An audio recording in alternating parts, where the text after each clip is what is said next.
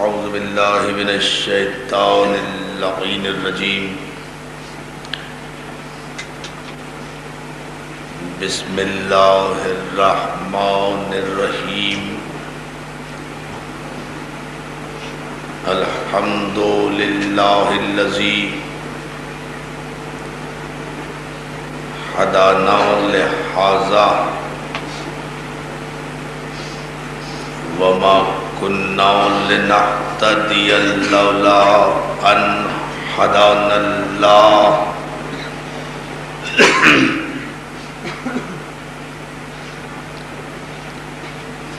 لقد جاءت رسل ربنا بالحق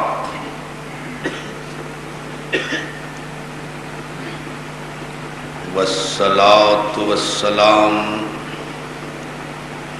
والتحیت والاکرام علی سید اسلم ما فی الوجود سر اللہ فی کل موجود نقطۃ دائرۃ الوجود صاحب اللواء الحمد والمقام المحمود سیدنا الممجد المصطفى الامجد المحمود الاحمد ابو القاسم عزاداران سید الشہداء عزاخان ابو طالب میں انجمن محبان حسین اہلیان نگد کے زیر اہتمام عشر محرم کی یہ تیسری تقریر آپ کے جذبہ ایمانی کی نظر ہے۔ ہماری تاریخ ہمارا عنوان ہے اور ماشاءاللہ آپ جس جذبہ ایمانی سے، جس بڑی تعداد میں، جس جوش و جذبے کے ساتھ ان تقاریر کو سماعت فرما رہے ہیں، وہ ہمارے لیے سبب حوصلہ افزائی ہے۔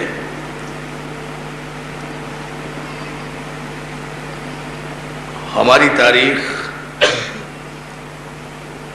اس عنوان کو قرار دینے کا مقصد ملت مسلمہ کو اپنی تاریخ کے ان سنہری ابواب سے آگاہ کرنا ہے کہ جن سنہری ابواب کو اگر تاریخ اسلام سے علیحدہ کر دیا جائے تو پھر تاریخ اسلام میں شرمندگی کے علاوہ کچھ باقی نظر نہیں آتا۔ ہم اس عنوان کے تحت کسی کو شرمندہ کرنا نہیں چاہتے، بلکہ اس عنوان کے تحت ہم مسلمان نسلوں کو شرمندگی سے بچانا چاہتے ہیں۔ اس لیے کہ اگر کسی قوم کا ماضی شرمندہ ہو تو اس کا حال روشن نہیں ہوتا، اور جس قوم کا حال تابناک نہ ہو اس کا مستقبل بڑا مایوس ہوتا ہے۔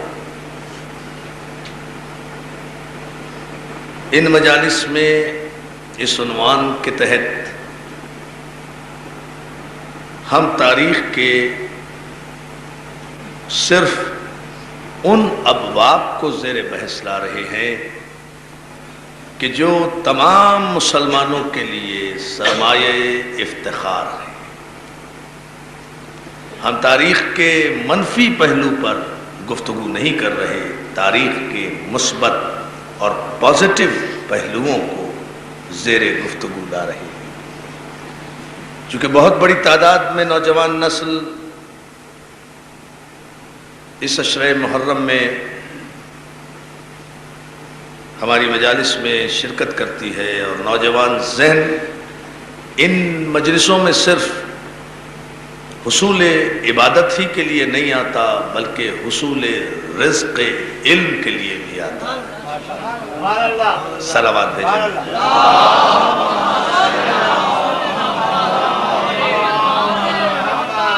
میں تو مسلسل 4 مجلسیں پڑھ کر آ رہا ہوں، اس لیے ابھی آہستہ آہستہ بولوں گا۔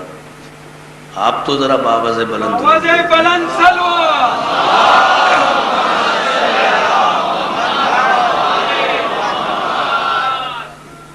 ہماری نوجوان نسل ان مجالس میں رزق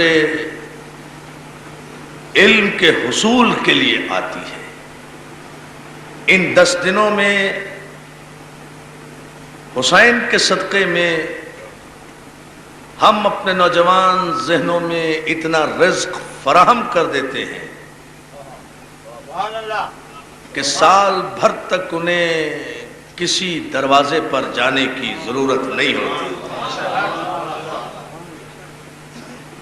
ان 10 دنوں میں سید الشہداء کی مجالس کے صدقے میں اس قدر علم اور یقین ہمارے نوجوان ذہنوں میں مرتسم ہو جاتا ہے کہ پھر سال بھر تک وہ کہیں بھی جائیں ان کا یقین متزلزل نہیں ہوتا۔ عزیزان محترم، آپ نے کبھی اس چھوٹے سے نقطے پہ غور کیا جو روز مرہ کا نقطہ ہے؟ جب محرم آتا ہے اور جب محرم کا چاند طلوع ہوتا ہے تو بڑی تیزی سے پوسٹر اور پمفلٹ مارکیٹوں میں آ جاتے ہیں، اور جن کا لب لباب یہ ہوتا ہے مجلس میں نہ جانا، ماتم میں نہ جانا، جلوس میں نہ جانا، تقریر نہ سننا، مجلس نہ سننا، علم نہ دیکھنا، تابوت نہ دیکھنا، یہ ہو جائے گا، وہ ہو جائے گا۔ یعنی یہ اپنے اپنے نصیب کی بات ہے۔ دوسرے بزرگ اپنی نوجوان نسل کو کہتے ہیں مجلس میں نہ جانا، ہمارے بزرگ اپنے بچوں کو کہتے ہیں کہیں نہ جانا سوائے مجلس کے، کہیں نہ جانا۔ بیٹھ گئی آواز؟ شاباش۔ حسینیت زندہ باد، حسینیت زندہ باد، یزیدیت مردہ باد، یزیدیت مردہ باد، نعرہ حیدری۔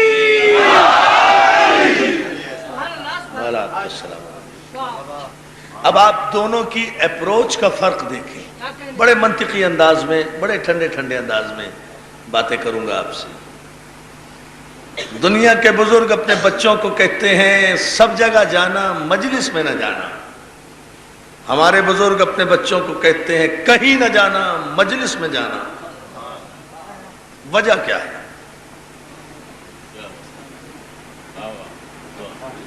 قابل غور نکتہ ہے یہ، اس پر فکر کرنا چاہیے۔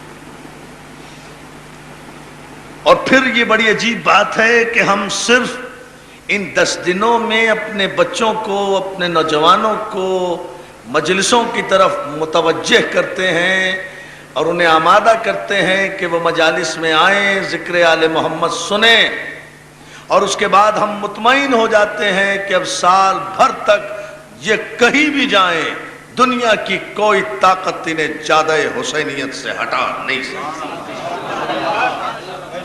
عزیزان محترم، کبھی آپ نے اس نقطے پر بھی غور کیا کہ دنیا کیوں منع کرتی ہے کہ مجلس میں نہ جانا، جبکہ ہم نے کبھی اپنے نوجوانوں کو منع نہیں کیا کہ فلاں مولانا کے واعظ میں نہ جانا، فلاں میلاد میں نہ جانا، فلاں جمعے کا خطبہ نہ سننا، فلاں تقریر نہ سننا۔ آج تک آپ سارے نوجوان بیٹھے ہیں، کسی کے ماں باپ نے منع کیا کہ بھئی فلاں جلسہ ہو رہا ہے، ماں مت جانا، نکاح ٹوٹ جائے گا؟ کہا ہے ہم نے؟ فلاں مولانا تقریر کر رہے ہیں، ان کی تقریر نہ سننا، نہیں کہا نا؟ کبھی آج تک نہیں کہا۔ میں تو تقریر ہی کر چکا اس جملے میں۔ ہم نے کبھی اپنے نوجوانوں کو منع نہیں کیا کہ فلاں مسجد میں نہ جانا، فلاں واز میں نہ جانا، فلاں میلاد میں نہ جانا، فلاں جگہ آیت کریمہ کا ورد ہو رہا ہے وہاں نہ جانا، فلاں قلخانی میں نہ جانا. یہی ہوتے ہیں نا. مجلس تو صرف ہمارے یہاں ہوتی ہے. ہم نے کبھی منع نہیں کیا اپنے نوجوان ذہنوں کو کہ وہاں شرکت نہ کرنا، وہاں شرکت نہ کرنا، وہاں شرکت نہ کرنا. ہم نے کبھی بھی یہ گناہ نہیں سمجھا کہ ہم میلاد نبی میں جانے سے اپنے بچوں کو روکیں. بھائی میلاد تو نبی کا، صلوات بھیجیں نا محمد علیہ. ہم نے اپنے بچوں کو کبھی نہیں روکا کہ فلاں واز کی محفل میں نہ جانا، کبھی نہیں روکا. بڑے اطمینان سے بھیج دیتے ہیں، بلکہ تاکید کرتے ہیں کہ وہاں بھی جانا، بڑے اطمینان سے بھیج دیتے ہیں. آخر یہ بزرگوں کو کیوں ایسی دقتیں درپیش آتی ہیں کہ جب محرم آتا ہے تو وہ پوسٹر، پمفلٹ، تقریروں اور کیسٹوں کے ذریعے سے مناہی کرتے ہیں، حرام و حلال کے فتوے دیتے ہیں، بدعت و عبادت کے فتوے دیتے ہیں. وہاں نہ جانا، وہاں نہ جانا، سب جگہ جانا مگر مجلس میں نہ جانا. کبھی آج تک کوئی پوسٹر اس بات کے خلاف بھی آیا کہ ٹی وی نہ دیکھنا، ویڈیو نہ دیکھنا، فلم نہ دیکھنا؟ توجہ توجہ توجہ توجہ.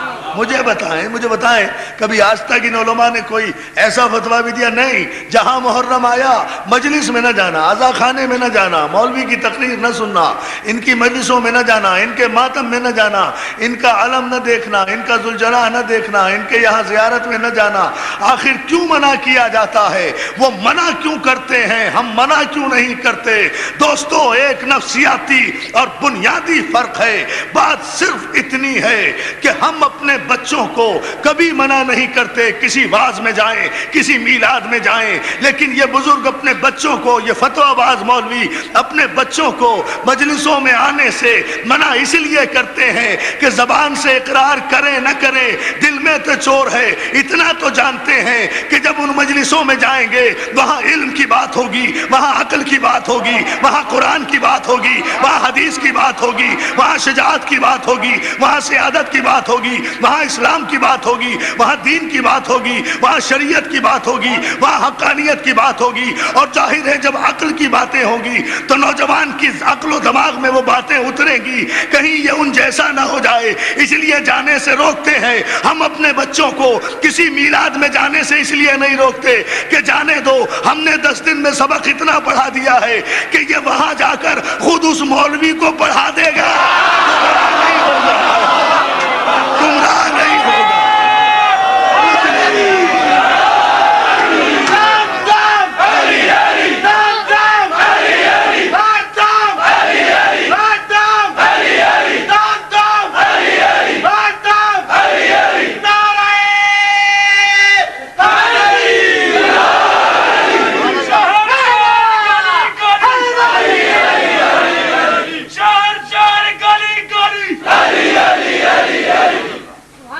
بٹی صاحب اب لگائیں نعرہ. صلوات بھیجیں اتنی بلند آواز میں.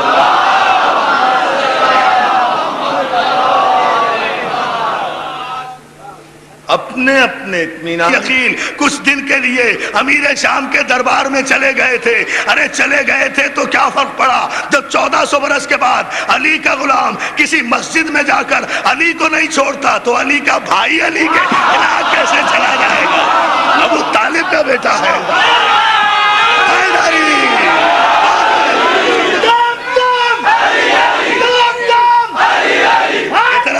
ایک مرتبہ درود بھیج دیں آپ.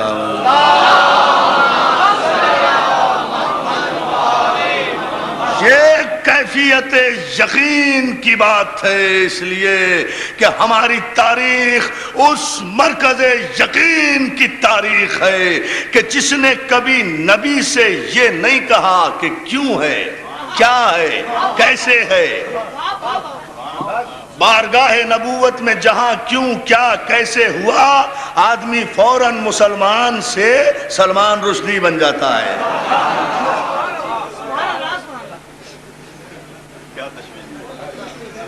ساری تاریخ پڑھ دی ایک جملے میں، آپ ہنس دیے بس. درود بھیجیں محمد علیہ.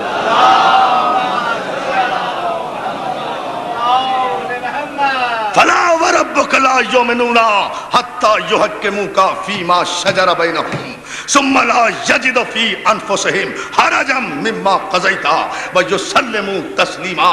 حبیب تیرے رب کی قسم یہ اس وقت تک مومن نہیں ہو سکتے جب تک اپنے معاملات میں تجھے حکم نہ بنا دے، اور اس کے بعد جب بحیثیت حکم کے تو فیصلہ کر دے ثم لا یجد فی انفسہم حرجا، پھر یہ تیرے فیصلے کے خلاف اپنے دل میں بھی کوئی تنگی محسوس نہ کرے، بلکہ تیرے فیصلے کو ایسے تسلیم کرے جیسے کہ تسلیم کرنے کا. سبحان اللہ سبحان اللہ. دوستو دو ہی آیتیں ہیں اس مزاج کی قرآن میں. محمد کے حکم کو ایسے تسلیم کرو جیسے تسلیم کرنے کا حق ہے. آل محمد پہ ایسے درود بھیجو جیسے درود بھیجنے کا ہے نا درود.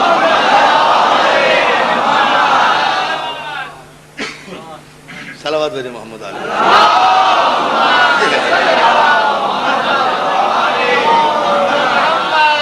یہ وہ منزل فکر ہے عزیزان محترم، ہم جسے اپنا امام مانتے ہیں، جو ہماری تاریخ کا صحرا ہے، جو ہماری تاریخ کا دولہا ہے، جو ہماری تاریخ کا عنوان ہے، جو ہماری تاریخ کا قیمتی سرمایہ ہے. اس نے کبھی پیغمبر کے حکم پر کیوں نہیں کہا، بس ادھر کیوں کہا ادھر لا یؤمنون. اسلام کوئی آسان مذہب نہیں ہے. ایک لمحے کے لیے بھی عدم اطاعت رسول انسان کو دائرہ ایمان سے باہر کر دیتی ہے. عزیزان محترم، ہم اس کے ماننے والے ہیں کہ جس نے 12 برس کی عمر میں جو کہا تھا 63 برس کی عمر تک وہی مانتا رہا. تو میں نے ایک جملے میں پوری تاریخ بیان کی ہے، آپ غور فرمائیں. 12 برس کی عمر میں جو کہا تھا کہ دعوت ذوالشیرہ میں کہ یا رسول اللہ اعلان رسالت آپ کیجئے، تصدیق رسالت میں کرتا ہوں، ہجرت آپ کیجئے، بستر پہ میں سوؤں گا، آغاز جنگ آپ کیجئے، اختتام جنگ میں کروں گا، قرآن آپ سنائیے، تفسیر میں بیان کروں گا، تنزیل پہ آپ جنگ کیجئے، تعویل پہ میں جنگ کروں گا، رسالت آپ کی ہوگی، ولایت میری ہوگی، حکم آپ کا ہوگا، حکومت میری ہوگی.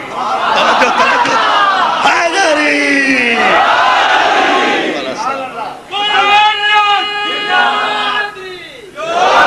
وہ جو ہے نا، اس نے 12 برس کی نمبر آ گیا میرے بھائی کا، سکون سے سنے جاؤ.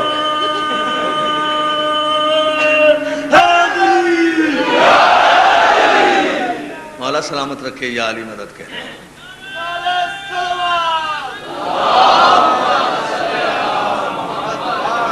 کمال ہے. ایک ہی تو نعرہ آیا تھا مشرقی پاکستان سے.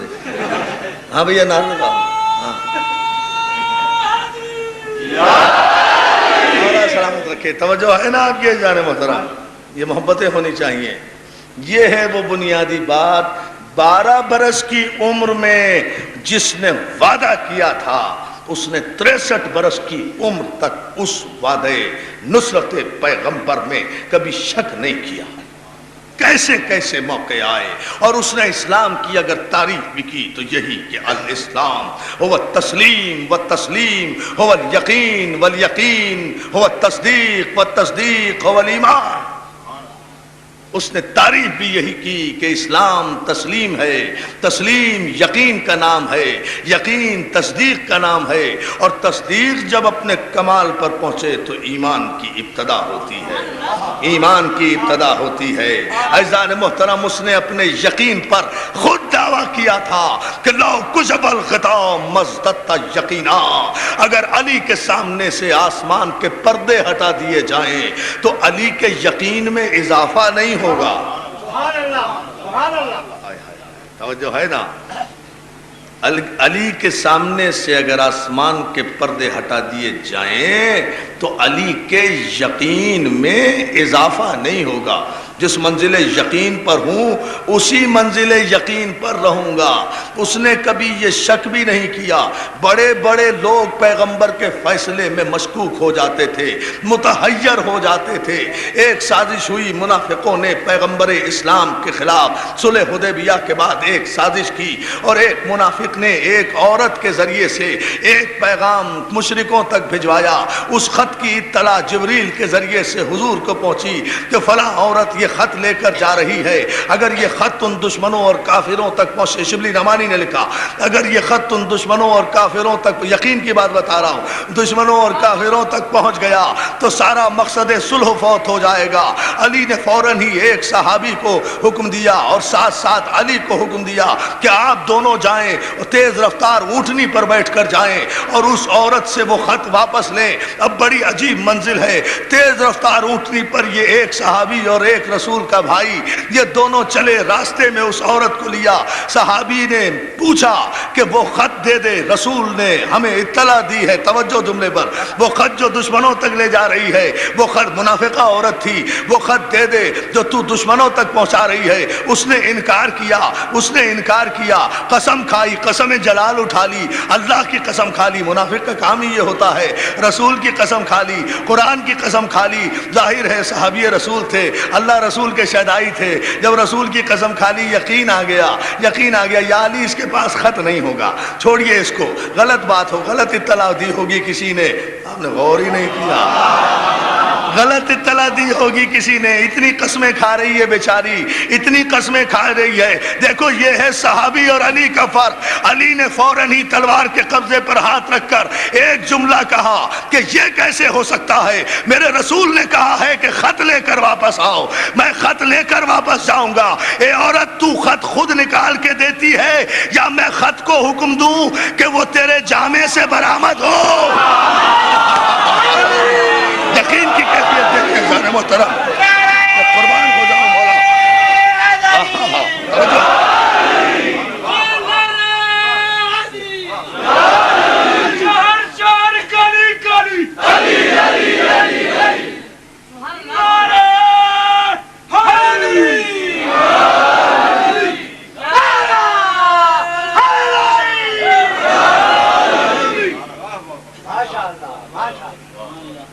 ہے نا توجہ جانے محترم؟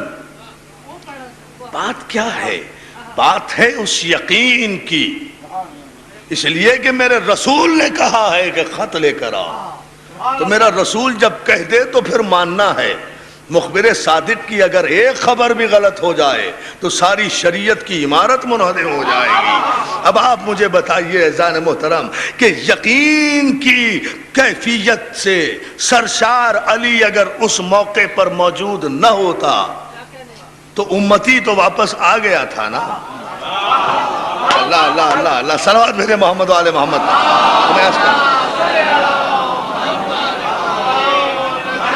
تو جو ہے نا اذان محترم، اس لیے یہ ہماری تاریخ ہے جہاں یقین بالتوحید بھی ہے اور یقین بالرسالت بھی ہے، ایمان قلب کی گہرائیوں کے ساتھ۔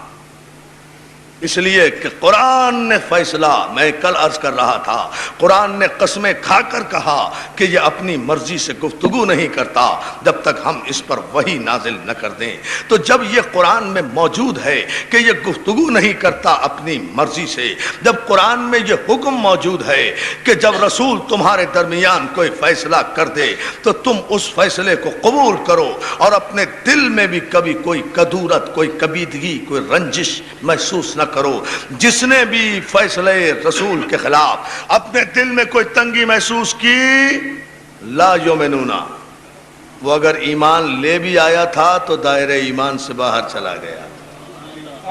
ایک لمحے کے لیے بھی اگر رسالت میں شک آیا تو دوستو تاریخ ایسی مرتب کرو جس میں احترام رسالت ہو، اور احترام رسالت کی تاریخ آپ کو غیر کے دروازے سے نہیں ملے گی، احترام رسالت کی تاریخ آپ کو آل محمد کے دروازے سے ملے گی۔ اس دروازے نے پیغمبر کے مشن کو آگے بڑھایا ہے، ان ذوات مقدسہ نے اسلام کو زندگی دی ہے، حیات دی ہے۔ عزیزان محترم، کسی کو چونو چرا کی گنجائش نہیں ہے۔ پیغمبر جس چیز کو جہاں نصب کر دے اسے کوئی اکھاڑ نہیں سکتا، جسے اکھاڑ دے اسے کوئی جما نہیں سکتا۔ حجر اسود کو پیغمبر نے جما دیا تو کوئی اکھاڑ نہیں سکتا، بتوں کو اکھاڑ دیا۔ توجہ ہے نا ذرا مدد دیکھیں نا، صلوات بھیجیں بابا بلند محمد۔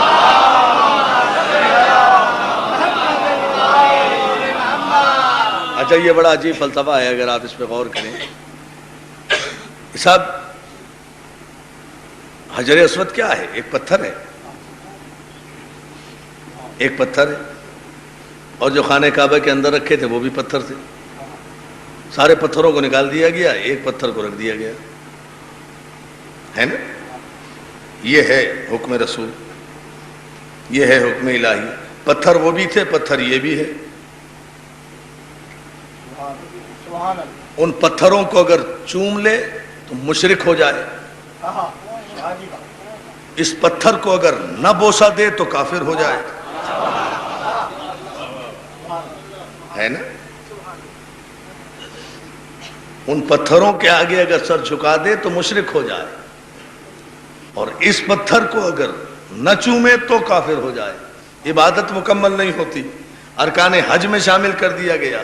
اتنی تاکید ہے اس کی کہ اگر رش کی وجہ سے حج کے موقع پر آپ پتھر کے نزدیک نہ جا سکیں تو دور ہی سے اپنے ہاتھ کا اشارہ کر کے اپنی ہتھیلی کو بوسہ دے لیں۔ دور ہی، آپ نے غور ہی نہیں کیا دوستو، چھوٹی چھوٹی باتوں پہ غور کیا کریں۔ یہ جب ہم عمرے پر گئے نا وزیر اعظم کے ساتھ تو ظاہر کافی رش ہو گیا تھا، تو ایک مولانا کو میں نے دیکھا جو ہمارے وفد میں شامل تھے، وہ کافی ضعیف تھے، بہت ضعیف ہیں، چلا بھی ان سے نہیں جاتا، نظر بھی انہیں نہیں آتا، مگر چاند کمیٹی کے چیئرمین ہیں، ایمان سے ہیں، ابھی ہیں، میرے ساتھ تھے اسی وقت میں، وزیر اعظم کے ساتھ ہی گئے تھے۔ ساری رات میرے کمرے میں بیٹھے رہے، دمام میں وہاں بیٹھے ساری رات باتیں کرتے رہے۔ صبح کو جب ناشتے کی ٹیبل پر آئے تو میں نے کہا مولانا السلام علیکم، کہنے وعلیکم السلام، کون ہیں آپ؟ میں نے کہا کمال ہے مولانا آپ کا، کمال ہے، میں عرفان در عابدی ہوں، ساری رات تو آپ میرے کمرے میں بیٹھے ساری باتیں کرتے رہے امور شریعت پر۔ نہیں معاف کرنا عرفان صاحب، میں پہچانا نہیں، مجھے اصل میں دن میں نظر نہیں آتا، دن میں نظر نہیں آتا۔ اب جب یہ رؤیت ہلال کمیٹی کا اعلان ہوا تو معلوم ہوا حکومت نے انہیں چیئرمین بنا دیا ہے چاند دیکھنے کا۔ میں نے کہا جسے اتنا لمبا چوڑا عرفان عابدی نظر نہیں آتا اسے عید کا چاند نظر آئے گا، اندازہ یہ ہے، خیر ہوتا ہے۔ تو وہ مولانا بیچارے ضعیف سے ہیں، اور وہ ان سے وہاں حجر اسود کے نزدیک نہیں گیا چلا گئے تو انہوں نے دور ہی سے اشارہ کیا، اجازت ہے، اور اپنے ہاتھوں کو چوم لیا۔ جب اپنے ہاتھوں کو چوم رہے تھے مولانا کیا چوم رہے ہیں؟ ارے کلنگ صاحب حجر اسود دور ہے، وہاں تک میری رسائی نہیں ہے نا، تو بس اشارہ کر دیا اور اپنے ہی ہاتھوں کو چوم لیا۔ تو میں نے کہا کہ یہ حجر اسود آپ کے ہاتھوں میں آ گیا، ہتھیلی آپ کی، مس بھی نہیں کیا، اتنے فاصلے۔ توجہ، یہ خانہ کعبہ کے اندر بات ہو رہی ہے میری ان سے۔ میں نے کہا کہ یہ حجر اسود کا سارا عکس کیا آپ کے ہاتھوں میں آ گیا، یا آپ اپنی ہتھیلی کو کیوں چوم رہے ہیں؟ کہا ہاتھ لگانا ضروری نہیں ہے، شریعت میں یہ ہے کہ اگر کسی مقدس مقام کو اس کے قریب جا کر نہ چوم سکو تو دور ہی سے سلام کر لیا کرو، عبادت قبول ہو جاتی ہے۔ تو میں نے کہا مولانا آج کعبے میں کھڑے ہو کر قسم کھا لو کہ ہم جو کچھ 1400 برس سے کر رہے ہیں صحیح کر رہے ہیں، کہ اگر کربلا میں روضہ حسین تک جانا ہمارے لیے ممکن نہیں تو ہم دور ہی سے کہتے ہیں السلام علیکم یا ابا عبداللہ۔ توجہ توجہ توجہ، علی علی، یہ ہے وہ مندر۔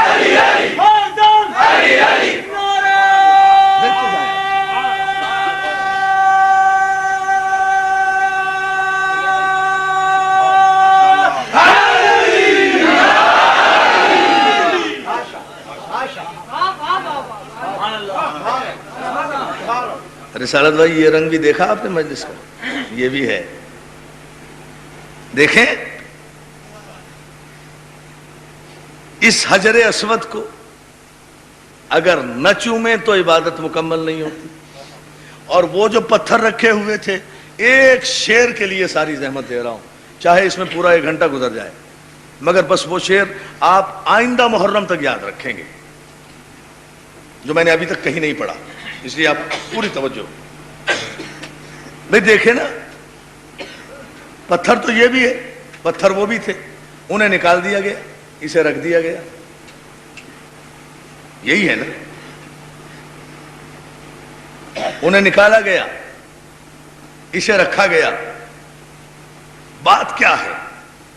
وجہ کیا ہے؟ ہے تو یہ بھی پتھر، رنگ ہی کا تو فرق ہے، یہ کالا پتھر ہے، وہ گورے پتھر ہوں گے، رنگ ہی کا تو فرق ہے، لیکن فضیلت اتنی بڑی ہو گئی. مقصد صرف اتنا. عزیزان محترم، ان بتوں کو بھی علی نے خانہ کعبہ سے نکالا. اس حجر اسود کو بھی آخری بار نبی اکرم نے نصب کیا اپنے دستے مبارک سے. آخری بار جو کعبے میں نصب ہوا ہے، جب اس پر نزا ہوا ہے، چادر کے پلو بنائے گئے ہیں، وہ تفصیل آپ جانتے ہیں. تو حضور نے اپنے دستے مبارک سے اس کو مسح کیا اور اس کو نصب کر دیا. توجہ ہے، توجہ ہے عزیزان محترم، پوری توجہ. اور وہ پت جو تھے انہیں علی نے نکالا، انہیں علی نے نکالا، انہیں نکال دیا، انہیں نکال دیا. تو اب اگر انہیں کوئی پوجے یا چومے یا شبیہ بنائے یا کوشش بھی کرے تو مشرک ہو جائے. اسے نہ چومے، اسے نہ چومے، اس کا نہ احترام کرے تو کافر ہو جائے. تو پھر پیمانہ کیا ہوا؟ کمال پتھر کا نہیں ہے، کمال ہاتھوں کا ہے اور معصوم کے عمل کا ہے. معصوم کا ایک ہی عمل 2 پتھروں پر ایک ساتھ ہوا ہے، ان پتھروں پر بھی جن سے بت بنے ہوئے تھے، اس پتھر پر بھی جسے حجر اسود کہتے ہیں. اب شعر سمجھنا آپ کا کام. آخر تک باہر تک بیٹھے ہوئے ہزاروں مومنین توجہ فرمائے، دعائیں دیں گے. آج کی مجلس کا تاریخی جملہ اپنے کلیجے کی پوری طاقت سے شعر عرض کر رہا ہوں. کمال معصوم کی نسبت کا ہے. پتھر وہ بھی تھے، پتھر یہ بھی ہے، لیکن مسئلہ یہ ہے کہ علی نے توڑ کر بت. دوستو سمجھنا ہے، خدا کے لیے خون ہو جائے گا میری محنت کا اگر آپ نے دوسرا مصرع نہ سمجھا. بڑا علمی شعر ہے. علی نے توڑ کر بت.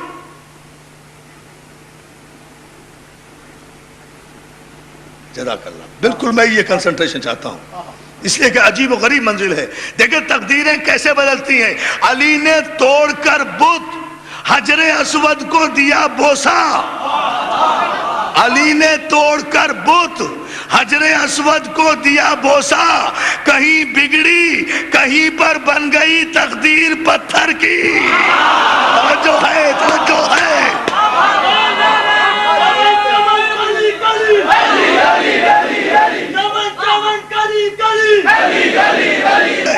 امام ایک کو توڑا، ایک کو بوسا دیا. جس پتھر کو توڑا اس کی تقدیر بگڑ گئی، جسے چوم لیا اس کی تقدیر بن گئی. جسے علی چوم لے ساری دنیا پر واجب. توجہ توجہ توجہ. جسے علی چوم لے ساری دنیا پر واجب، جسے علی توڑ دے. توجہ ہے نا عزیزان محترم؟ دوبارہ پڑھوں، دوبارہ نعرہ لگایا تھا.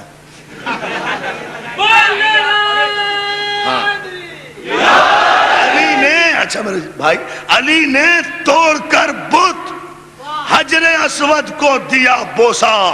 کہیں بگڑی، کہیں پر بن گئی تقدیر پتھر کی. حیدری مولا سلامت رکھے یا علی مدد کہنے والوں کو. عزیزان محترم، ایک ہی کیفیت ہے. جنہیں توڑ دیا تھا وہ خدا کی نگاہ میں بھی گر گئے، رسول کی نگاہ میں بھی گر گئے، عوام کی نگاہ میں بھی گر گئے. جسے چوم لیا تھا، جسے چوم لیا تھا. اس حجر اسود کی اب ایک جملہ عرض کرو آپ کی خدمت میں. اس حجر اسود کی فضیلت کیا ہے؟ علی نے چوما، یہ فضیلت. نبی نے نصب کیا، یہ فضیلت. ابراہیم نے اس حجر اسود پر کھڑے ہو کر دیوار کعبہ کو بلند کیا، یہ نسبت. جنت سے آیا، یہ نسبت. آدم اس پر بیٹھ کر جنت میں عبادت کیا کرتے تھے، یہ نسبت. یعنی اگر معصوم سے پتھر بھی منسوب ہو جائے تو چومنے کے قابل ہے. یا علی توجہ توجہ اذان محترم، نہیں غور فرمائیں، ایسے نہیں، معصوم سے نسبت ہی کی بات ہے نا.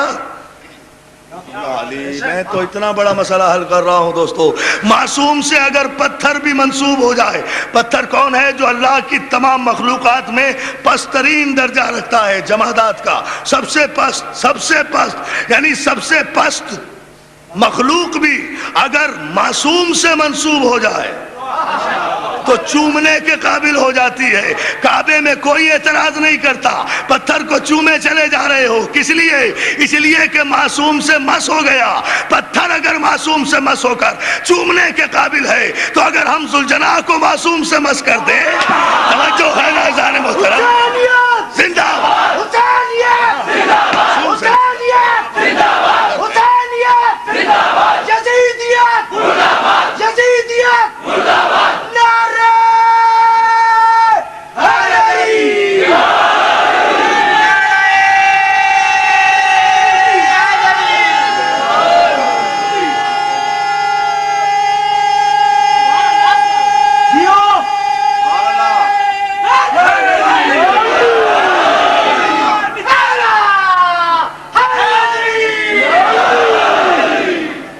باہر تک بیٹھے ہوئے مومنین صلوات بھیجیں محمد و آل محمد پر.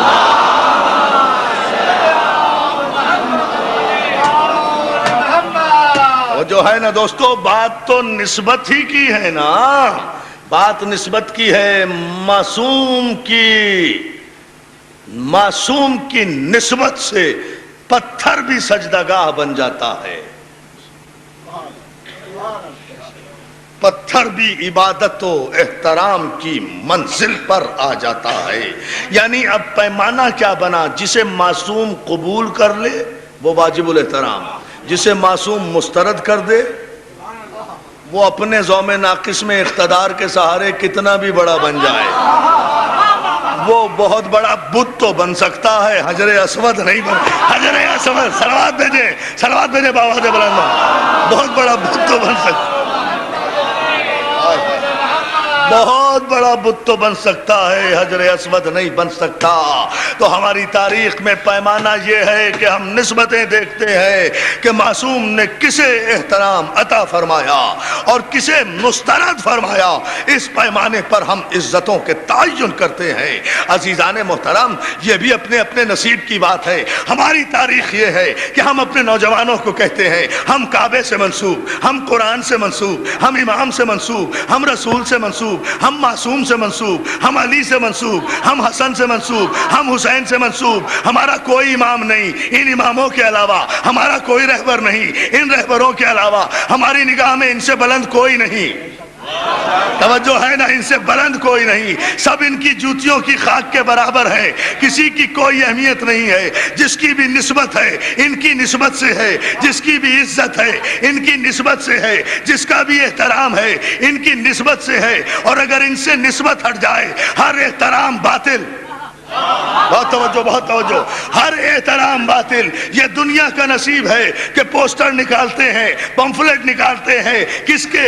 یزید کی حمایت کے.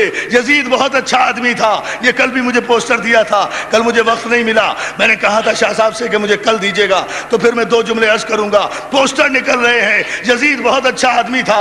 امام غزالی نے کہا ہے اس پر لعنت نہیں بھیجنی چاہیے، کیا پتہ اللہ اسے بخش دے، وہ تو بڑا نیک آدمی تھا، وہ تو بہت شریف آدمی تھا، اس کو تو پتہ ہی نہیں تھا، یہ تو عمر سعد کی غلطی تھی، اس کی وجہ سے ایسا ہو گیا، اس کی وجہ سے ایسا ہو گیا. اب میرے نوجوان دوست بکھرتے ہیں، پریشان ہوتے ہیں. علامہ صاحب اس کا جواب دیجئے. بھیا یہ پوسٹر نکلتے رہتے ہیں، یہ ہر سال کی بیماری ہے. یہ گندی نالی کے جتنے کیڑے ہیں یہ سب یزیدیت کے جراثیم بن کے محرم میں نالیوں سے باہر آ جاتے ہیں.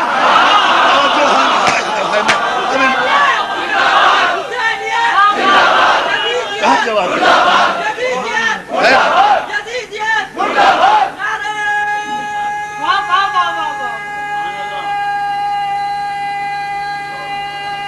مل کر جواب دے دینا. ماشاءاللہ.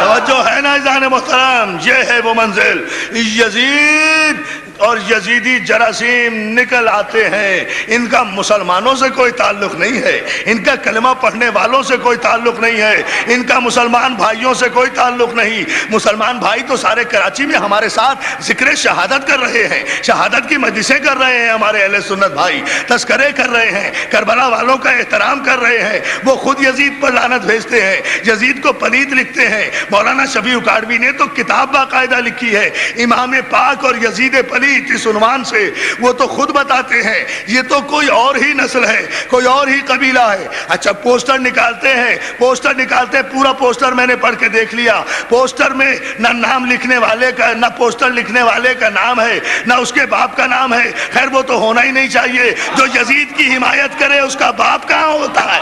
توجہ ہے؟ اندازہ تو فرمائیں، بتائے نا مجھے۔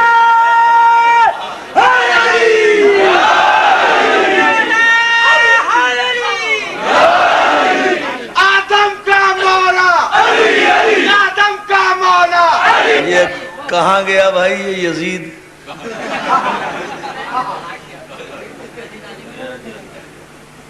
گیا؟ پوسٹر ختم، محنت ختم، اتنی سی بات ہے۔ پوسٹر لکھ رہے ہیں اتنا بڑا اس کی حمایت میں، نہ نام لکھ رہے ہیں نہ ولدیت لکھ رہے ہیں۔ اب بھائی کوئی عطا پتہ بتاؤ تاکہ بات کریں، کوئی بتاؤ تو صحیح۔ لیکن یہ ہر سال نکلتے رہتے ہیں میری جان، اس سے گھبرانے کی ضرورت نہیں ہے اور نہ اس کی تفصیل میں جانے کی ضرورت ہے۔ ہر دور میں ہم بتاتے رہے ہیں، اور اس لمبی چوڑی بات کی ضرورت کیا ہے؟ یہ جو بھی اس کا کوئی صاحب پوسٹر ہے اس کو عرفان درآبدی کا آزا خان ابو طالب سے یہ چیلنج ہے کہ یہ پوسٹر نکالنے کا کوئی فائدہ نہیں۔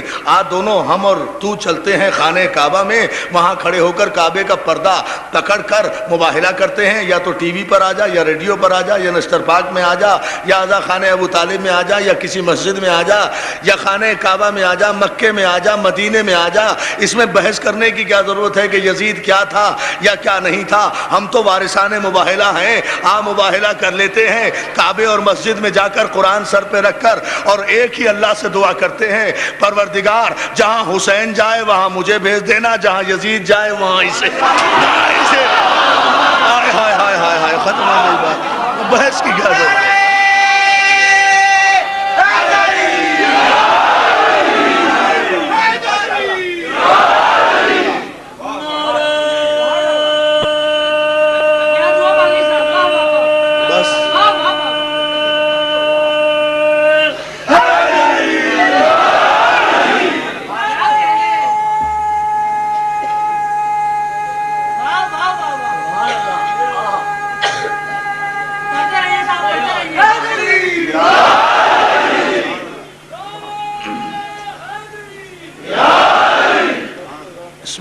بحث میں پڑھنے کی کیا ضرورت ہے؟ ہم تو بات ختم کر چکے دوستو۔ الحمدللہ کہ ہم حسینی ہیں، مقام شکر پر کہتے ہیں کہ ہم علوی ہیں، مقام شکر پہ کہتے ہیں کہ ہم حیدری ہیں، مقام شکر پہ کہتے ہیں کہ ہم فاطمی ہیں، مقام شکر پر کہتے ہیں کہ ہم عابدی ہیں، مقام شکر پر کہتے ہیں کہ ہم جعفری ہیں۔ الحمدللہ مقام شکر پر کہتے ہیں، اس لیے کہ ہمارے کسی معصوم نے ہمیں زندگی کے کسی موڑ پر کسی بدنصیب تانا دینے والے کے سامنے شرمندہ نہیں کیا۔ اسی لیے چوراہوں میں بیٹھے ہوئے ذکر کر رہے ہیں، بازاروں میں بیٹھے ہوئے ذکر کر رہے ہیں، مقام فخر پر ذکر کر رہے ہیں۔ عزیزان محترم، مسئلہ یہ ہے کہ اگر یزید ایسا نہیں ہے تو پھر رو تو ہم رہے ہیں، تکلیف کیا ہے؟ میں نے رات ہی ایک سلام کہا تھا، میں سنا رہا تھا اپنے رسالت بھائی کو، اس میں ایک شعر آیا تھا بڑا خوبصورت سا کہ اگر یزید کو جا کے پوچھنا، سب سے ڈھونڈنا تلاش کرو کہیں مل جائے گا، اگر یزید کو تسلیم آدمی کیجئے، مسلمان تو دور کی بات ہے، اگر یزید کو تسلیم آدمی کیجئے تو پھر بتانا پڑے گا کہ آدمی کیا ہے۔ توجہ ہے نا عزیزان محترم، اگر یزید کو، یہ میرا मेरा अपना शेर है, दाद दे दो ना।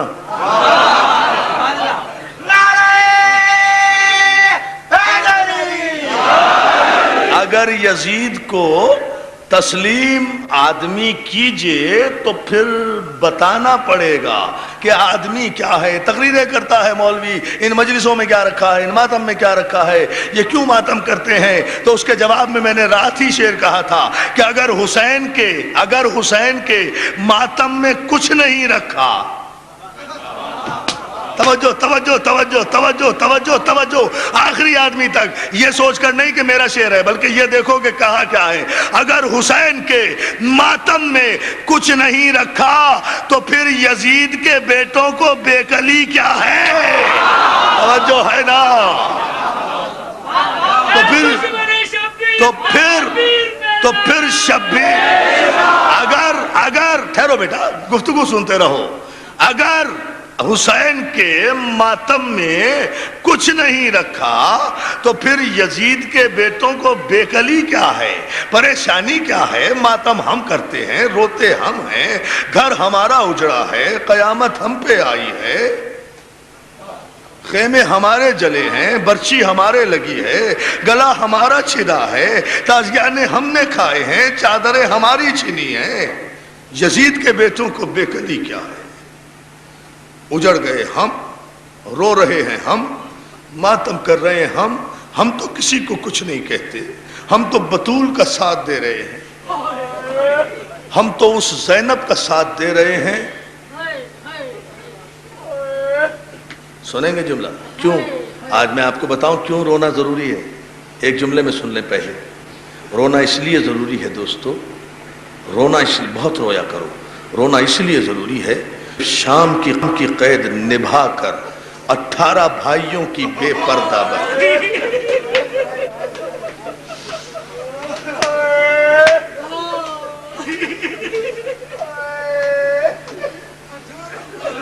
हाँ भाई, बस हाँ, मैं फिर कहता हूँ मेरे लाल, पता है क्यों रोते?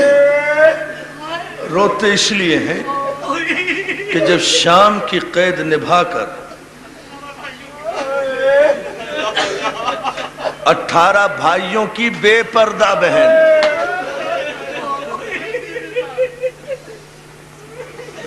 बड़े हौसले से सुनो, हौसले से मेरे भाई। रोते इसलिए हैं कि जब शाम की कैद निभाकर 18 भाइयों की बहन मदीने वापस आई और रोज़े रसूल पर पहुंची तो कब्र पैगंबर की मट्टी को अपने हाथों में लेकर ज़ैनब ने एक जुमला कहा था, नाना कैद निभाई। मुझे माफ कर देना, मैं 3 तारीख मुहर्रम की मुझे पता है, लेकिन मैं पहले रोने का सबब बता रहा हूं, फिर मसाइल पढ़ूंगा। नाना कैद निभाई, नाना मेरे अकबर के बर्छी लगी, मुझे तेरी उम्मत से गिला नहीं।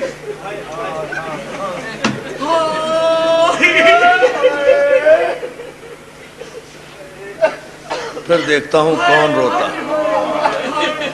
नाना मेरे अकबर के बर्छी लगी, मुझे गिला नहीं, मेरे अब्बास के बाजू कटे, मुझे शिकायत नहीं, मेरे असगर के तीर लगा, मुझे गिला नहीं, मेरे औनो मोहम्मद खून में नहाए, मुझे शिकायत नहीं। नाना मेरे कासिम की लाश के टुकड़े अबा के दामन में हुसैन लाया,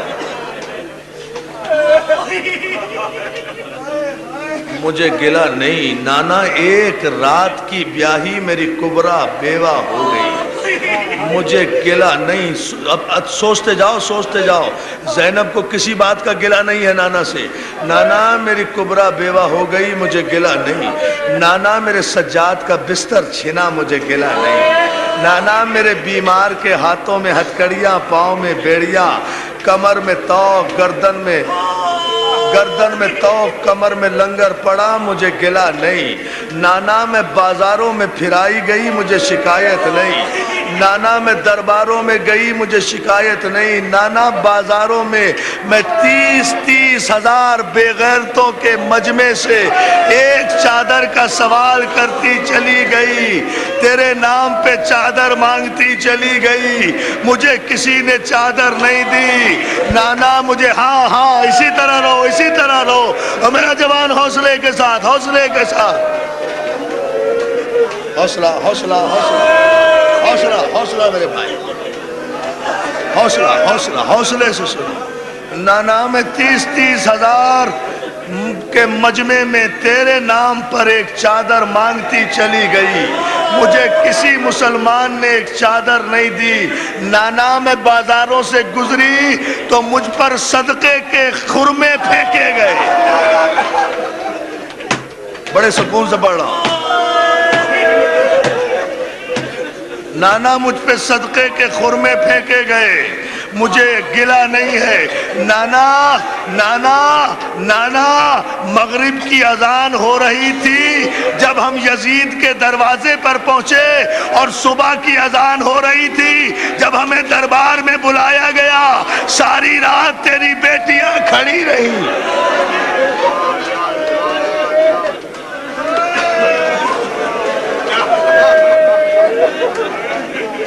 ابھی میں نے مصائب ابھی شروع نہیں کیے ہیں، مصائب آج ہی کی تاریخ کے پڑھوں گا۔ پہلے رونے کا سبب بتا رہا ہوں، رونا کیوں ضروری ہے۔ زینب کہتی ہے نانا مجھے دربار کا گلہ نہیں، مجھے زندان کا گلہ نہیں، مجھے قید کا گلہ نہیں، میرا بھائی میری آنکھوں کے سامنے ذبح ہو گیا، میں قرآن کا واسطہ دیتی رہی، کسی نے میرے بھائی پر رحم نہیں کھایا، میں قرآن کھول کر کہتی رہی ارے یہ بوسہ گاہ نبی ہے، اس میں خنجر نہ چلا۔ نانا مجھے کوئی گلہ نہیں۔ عزادارو اب سن لو اگر برداشت کر سکو، یہ ذہن میں رکھنا کہ زینب کو جن مصائب پہ تم رو رہے ہو نا، ان مصائب کا گلہ زینب نے رسول سے نہیں کیا۔ زینب کے ایک مرتبہ قبر رسول ہلی، زینب جب ان سب کا گلہ نہیں تو پھر تجھے کس کا گلہ ہے؟ رسول کی آواز آئی زینب تجھے شکایت کیا ہے؟ نانا پوچھ لیا تو بتاتی ہوں، نانا مجھے کسی بات کا گلہ نہیں، نانا مجھے صرف اتنا گلہ ہے تیری امت سے کہ 11 محرم کو میں بھائی کے لاشے سے ایسے گزاری گئی جیسے وہ میرا کچھ نہ لگتا تھا۔ نانا مجھے رونے نہیں دیا گیا، مجھے رونے نہیں دیا گیا، مجھے رونے نہیں۔ اب رو عزادارو، اب کرو ماتم عزادارو۔ جزاک اللہ جزاک اللہ جزاک اللہ، اور مولا تمہیں کوئی غم نہ دے۔ کیا خوبصورت انداز سے پرسہ دے رہے ہو۔ عزادارو اس لیے رونے کے لیے آئے ہیں، اس لیے بیٹھے ہیں۔ شہزادی تجھے رونے نہیں دیا گیا، آ دیکھ تیرے غلام تیرے حسین کا ماتم کر رہے ہیں۔ شہزادی ہمارے جوان تیرے اکبر کا ماتم کر رہے ہیں، ہمارے بوڑھے تیرے حسین کا ماتم کر رہے ہیں، ہمارے بھائی تیرے عباس کا ماتم کر رہے ہیں، ہمارے بچے تیرے علی اصغر کا ماتم کر رہے ہیں، ہماری بیویاں تیرے کھلے سر کا ماتم۔ جزاک اللہ جزاک اللہ جزاک اللہ۔ عزادارو عزادارو عزادارو عزادارو، ایک جملہ، طاقت تو مجھ میں بھی نہیں رہی مگر تمہارے آنسو دیکھ کر۔ آج 3 محرم ہے نا، آج 3 محرم ہے نا، فاطمہ کا لال کربلا میں پہنچ چکا، فاطمہ کا لال کربلا آ گیا، فاطمہ کا لال کربلا آ گیا۔ دریا پر عباس نے خیمے نصب کر دیے، ابھی دن گزرا تھا، شام ہوئی کہ سامنے سے یزید کے لشکر کی آوازیں آئیں، گھوڑے کی ٹاپوں کی آوازیں آئیں۔ عباس خیمے سے باہر نکلے، تلوار لیے ہوئے دریا پر کھڑا ہو گیا، تلوار لیے۔ سنو گے غازی کی شان، غازی کی شان سنو گے رو گے۔ تلوار لے کر غازی دریا پر پہنچ گیا، عمر سعد کا لشکر آیا، 3000 کا لشکر پہلی مرتبہ آیا۔ عباس نے آگے بڑھ کر للکارا خبردار آگے قدم نہ بڑھانا، خیمے میں بطول کی بیٹیاں ہیں، پہرے پر عباس ہے، ہمیں قربان۔ روتے جاؤ روتے جاؤ روتے جاؤ عزادارو، روتے جاؤ، بس اب کچھ پڑھنے کی ضرورت نہیں ہے۔ خبردار قدم آگے نہ بڑھانا۔ لشکر آگے بڑھتا آیا، لشکر نے کہا کہ ہم تو خیمے دریا پر لگائیں گے۔ عباس نے کہا دریا پر حسین کے خیمے نصب ہو چکے ہیں، تمہارے گھوڑوں کے ٹاپوں کی آواز بھی اگر سیدانیوں کے کانوں میں چلی گئی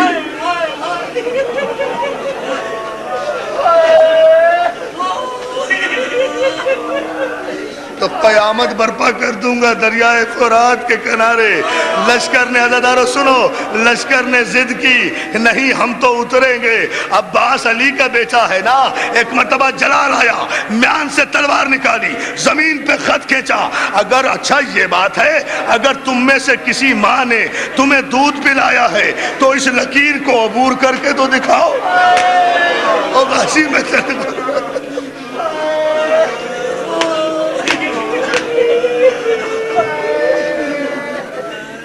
اس خط کو عبور کر کے دکھاؤ۔ ایسی اسنا میں عزادارو عباس کی آواز بلند ہوئی، خیمے میں پہنچی، زینب کے کانوں میں جو عباس کی آواز آئی وہ آواز دے کر کہا فضا ارے کس نے میرے شیر کو چھیڑ دیا، میرے عباس کو جلال آ گیا، فضا جا کر حسین سے کہہ دے عباس کو روکے۔ جزاک اللہ، ایک جملہ شاہ جی، ایک جملہ، مولا آپ کو سلامت رکھے، ایک جملہ بس، مولا سلامت رکھے، انشاءاللہ گھروں تک روتے ہوئے جاؤ، ہاتھ نہ جوڑو، روتے رہو۔ میں بھی مر جانا چاہتا ہوں ایسے مصائب پڑھتے ہوئے، مولا تمہیں کوئی غم نہ دے سوائے غم حسین کے۔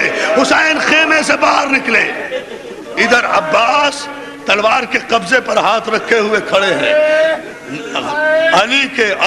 علی بیٹے نے 30,000 کے لشکر کو اپنی نظر پہ روکا ہوا ہے، مجال نہیں ہے لشکر کے گھوڑے کی کہ وہ قدم آگے بڑھا لے۔ عباس غیظ کے عالم میں علی کی تصویر بنا کھڑا ہے، کہا یہاں خیمے تو نصب نہیں ہونے دوں گا، مجھے عباس نہ کہنا اگر تم میں سے کوئی گھوڑے سے بھی اتر گیا۔ ابھی عباس نے اتنا جملہ کہا تھا کہ دور سے حسین کی آواز آئی عباس تلوار نہ چلانا، زینب خیمے سے باہر آ گئی، زینب خیمے سے باہر آ گئی۔ اتنا سنا عباس کی گردن ڈھلک گئی، تلوار میان میں چلی گئی، حسین قریب گئے، عباس تجھے زینب کا واسطہ، عباس تجھے زینب کا یا حسین یا حسین یا حسین یا حسین۔